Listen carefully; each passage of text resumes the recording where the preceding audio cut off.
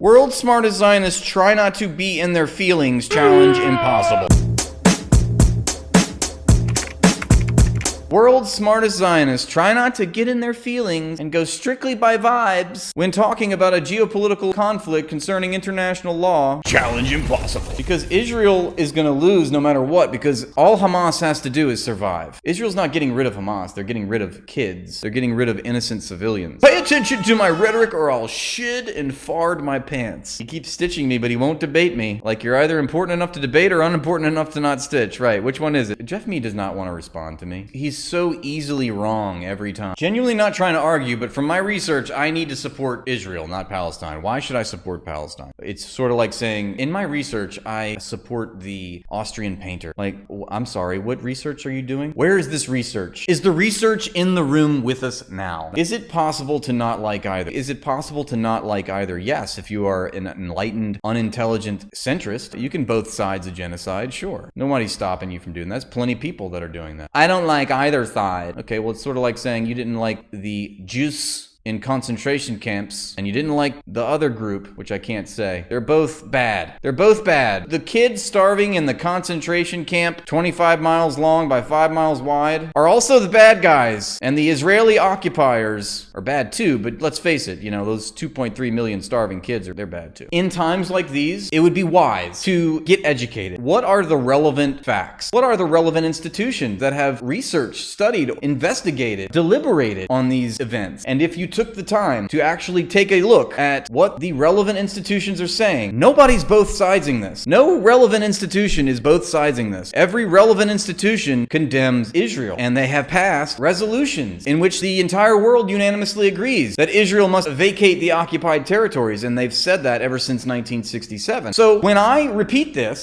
don't get in your feelings, don't take it personal, don't try to talk to me and say I'm a bad guy, I'm being anti-Semitic or whatever. Take it up with the international laws, which actually coincidentally, ironically, were formulated in prosecution of the hologram. Not the hologram, but you know, the other word. These standards, these principles, these laws that are expressed in the UN Charter were formulated because they were prosecuting the Supreme Criminal Act of Germany in the 40s. Remember what they did? Remember all that bad shit that happened? We're in the wake of all that, okay? These are the things that they've said, that A, the act of aggression is the Supreme Criminal Act in all of international crime. The one at the top is the act of aggression, okay? The act of aggression. Move to Palestine, help them out. I would love to go. Give me a ticket to Gaza right now, please. Buy me a ticket to, where's the Gazan airport? Oh, that's right, it was bombed by Israel in 2000. That's right, or 2001. That's right, you can't even go to Gaza. I wonder why that is. They can't even flee Gaza. They can't even flee Palestine. Thank you for all the roses, I appreciate that, okay? You're just proving my point. You're just proving that you have no brain, okay? And you need one desperately, because your head is like a canoe. It's just missing a frontal lobe. You will? You'll buy me a ticket? Go ahead. Go to the airport website and find me a flight to Gaza. Get me a flight to the Gazan airport, please. You're proving my point for me. Bro is mad. Oh my god, I can't believe he's so mad at tens of thousands of children being blown up senselessly with his money. Bro is big mad. No, you are just brave. You're the most courageous, most brave liberal. The fact that you are laughing at people that are upset that a genocide is happening. I mean, kudos to you, okay? I hope you have a wonderful, wonderful evening. So yeah, if you want to clutch your pearls and cry your Zio tears about Israel, go take it up with international law. What can I say? Every relevant institution condemns Israel. No one is condemning Hamas. No institution is condemning Hamas. Formally, they're all passing resolutions and bringing to trial the war crimes committed by an apartheid state named Israel. So, I don't know. Seems like you're just going rogue. You're just in your feelings and you think that you're just above international law. Everyone should just say what you say because you said it. Okay, you're a 5-year-old, basically, is what you're saying. You're a 5-year-old who's wandered into an R-rated movie. You just don't understand what's happening on the screen. You need somebody to hold your hand and explain it to you. Can we list the institutions that have condemned Israel for its illegal occupation and, not to mention, its illegal blockade and siege of the Gaza Strip? The UN, the World Court,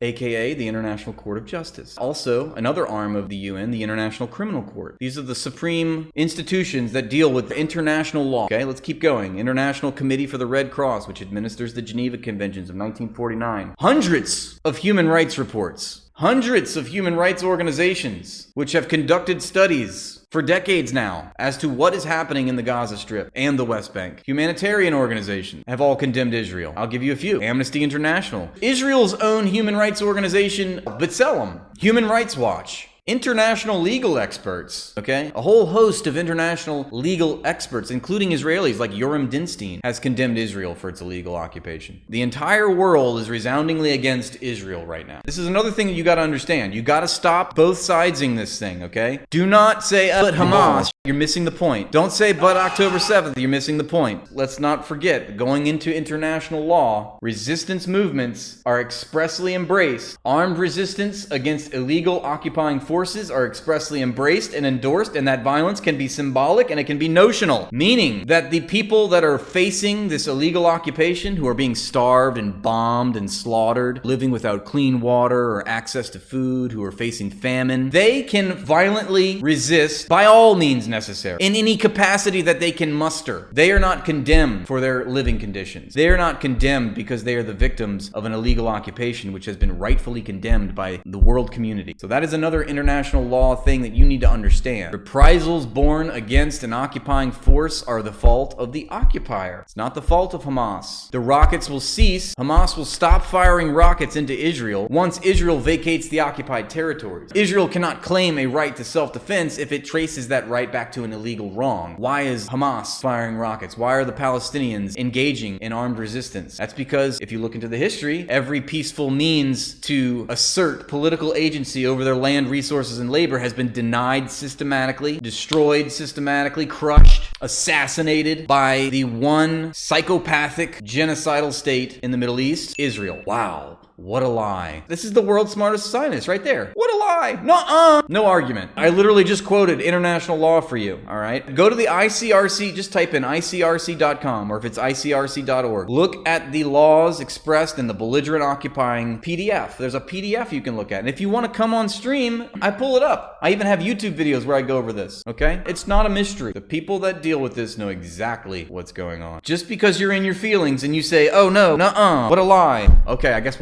I'll go home now. Nuh-uh, he said. All right, fine. Do you realize that you have to actually prove your claims, prove with historical evidence? And that's what I'm doing. I know that I'm right. At least on this issue. You see what I'm saying? Like, they don't have any argument. I'll buy you a ticket to Israel. What does that have to do with international law? Okay? What does it have to do? You're making it personal. You're in your feelings once again. This is the world's smartest Zionists. They always get into their feelings and say, I buy you a ticket to Israel. It has nothing to do with me going to Israel or not. This is international law. Do you even know what a Zionist is? That's hilarious. It's not like I just go over the history of Zionism in like almost every one of my videos. This book is the book of the moment, in my opinion. Gaza, An Inquest into Its Martyrdom by Norman Finkelstein. Read the first 3 pages of this book and you'll know more about this conflict than you will ever learn watching Fox News, CNN, all that propaganda garbage. Here's another great book, The Gaza Strip, The Political Economy of De-Development, okay? The Political Economy of De-Development. Now, the only reason I know about this book is because I read this book. I read Gaza,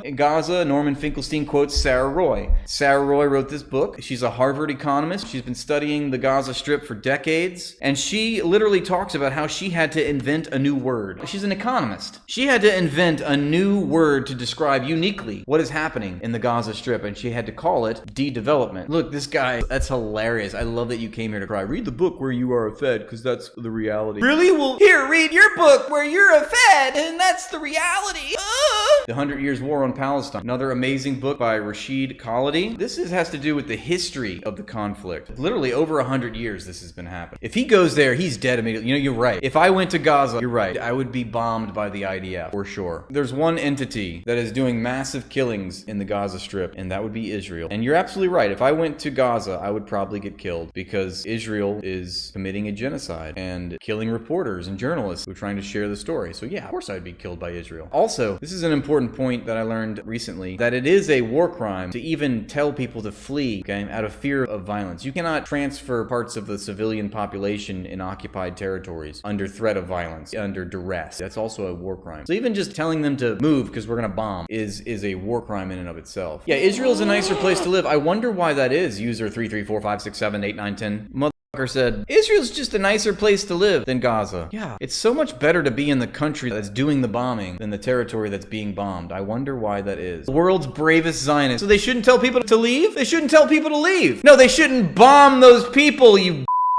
How are you this ignorant? I don't understand. Even if you do warn people, that doesn't give you the right to destroy their homes. Okay? Oh, but we warned them. Yeah, well, it's still a war crime. It's called the principle of proportionality. It's called the principle of distinction. It's called international humanitarian law. You need to understand these things. This is important for you to understand because you're living this lie, perpetuating this lie. You're repeating these lies. They don't want you to know these things. They don't want you to know these things. Everything that Israel is doing right now is a war crime by all accounts. There's so many historical documents you can look at and see what is the international consensus. Zios don't want you to do that. Zionists just want you to stay in your feelings. They want you to dogmatically repeat these axioms of Zionist propaganda that everything is anti-Semitic. If the UN goes against Israel, they're anti-Semitic. If Joe Biden delays shipment of bombs, he's anti-Semitic. He hates Israel. He's a Hamas terrorist. Violence done by the oppressed is qualitatively different from the violence that is done by the oppressor. Those are not the same things. One is a protected human right. The other is condemned for a war crime. Those two things are separate. Now remember, the violence of the oppressed is expressly endorsed and expressly embraced, and that violence under international law can be symbolic. Even Gandhi wouldn't condemn Hamas. Even Gandhi wouldn't condemn Hamas. Somebody quoted me and said, the U.S. empire, laugh out loud. Keep cooking. Keep cooking. If you need any examples of what kind of a world that you live in, go ahead and look at the veto power of the United States alongside the international community. The United States is the world's hegemon. You can cope and cry and seethe and rage about that as much as you want, but that's the God's honest truth. When the entire world says, we want to vote and say that food is a human right, and you have one outlier rogue nation that says, no, food is not a human right, that'll be detrimental to the economy. And in the wake of that veto, the entire world must go along with what the rogue outlier state has said. That should be a telltale sign of what sort of a world that you live in. Thoughts on Destiny is he's a buffoon. Didn't he just try to say that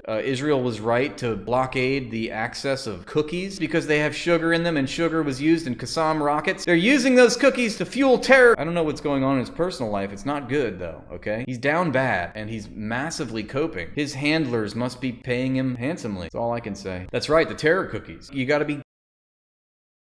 War is tragic. Yes, war is tragic. Unfortunately, this is not a war, it's a genocide. If you think that this is a war still, tell me, where is Palestine's standing army? Where is their navy? Where's their air force? Where's their freedom of movement? Where's their right to self-determine? Wars are fought between two armies. Palestine is famously denied the right to self-determine. Therefore, it's not a war. It's disproportionate violence against a civilian population committed by a terror state. We always think of terror as being when poor people fight back. Nobody equates terror with the biggest terror organization in the world, the CIA, or the US government, or the Israeli government. No, it's fine for Israel to bomb discriminately tens of thousands of civilians, destroy every hospital, every school. That's not terror. That's called self-defense. That's called democracy promotion. You cannot separate a word from its political meaning. Every word is politicized, so terrorism is a political word. It doesn't even really mean anything at this point. Terrorism should mean when disproportionate violence is wreaked upon a civilian population designed to humiliate, terrorize, and punish that population, to force that population to do politically what the terrorizer wants it to do. Terrorism is violence against a civilian population in order to achieve a political goal. That is the definition of Israel. Free Israel! You can't even spell Israel, right? Wow! World's smartest Zionists try not to misspell their favorite apartheid ethno-state. Challenge impossible. That's right, they just want the land. They've said this. This is another thing, guys. If you want to incriminate Israel, just quote their officials. Just quote their government. It's not hard. Give me a talking point that hasn't been refuted by Israel itself. Give me a pro-Israel talking point that hasn't been refuted by Israel itself openly. Quote the founder of Israel, David Ben-Gurion, when he says, we are stealing their land, we are stealing their country,